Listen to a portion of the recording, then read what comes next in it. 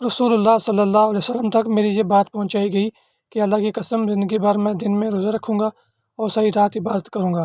میں نے رسول اللہ صلی اللہ علیہ وسلم سے عرض کی، میرے ماں باپ آپ پر قربان ہوں۔ ہاں میں نے یہ کہا ہے۔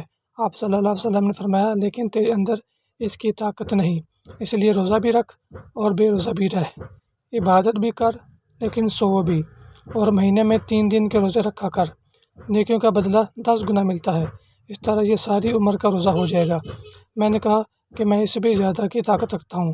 آپ صلی اللہ علیہ وسلم نے فرمایا کہ پھر 1 دن روزہ رکھا کر اور 2 دن کے لیے روزہ چھوڑ دیا کر۔ میں نے پھر کہا کہ میں اس سے بھی زیادہ طاقت رکھتا ہوں۔ آپ صلی اللہ علیہ وسلم نے فرمایا کہ اچھا 1 دن روزہ رکھ اور 1 دن بے روزہ رہ، کہ داؤد علیہ السلام کا روزہ ایسا ہی تھا، اور روزہ کا یہ سب سے افضل طریقہ ہے۔ میں نے اب بھی وہی کہا کہ مجھے اس سے بھی زیادہ طاقت ہے، لیکن اس مرتبہ آپ صلی اللہ علیہ وسلم نے فرمایا کہ اس سے افضل کوئی روزہ نہیں ہے۔ صحیح بخاری حدیث نمبر 986۔